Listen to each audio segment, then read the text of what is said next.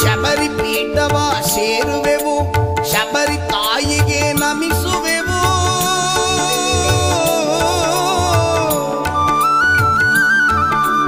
ಶರಂಗುತ್ತಿಯಾಲೆಲಿ ಕನ್ನಿ ಸ್ವಾಮಿಗಳ ಶರಗಳ ಜೋಡಿಸಿ ಬೇಡುವೆವು, ಶಬರಿಗಿರಿಯ ತಲುಪುವೆವು.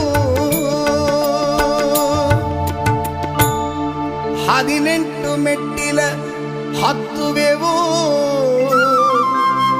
ಗತಿ ನೀನೇ ಎಂದು ಬೇಡುವೆವು. ಚಿಲುನೋಟ ಕಂಡು ನಲಿಯುವೆವು, ಅಯ್ಯನ ಸ್ತುತಿಸುತ್ತ ಮೈ ಮರೆಯುವೆವು. ಸೇರಿಸಿ ಕಟ್ಟು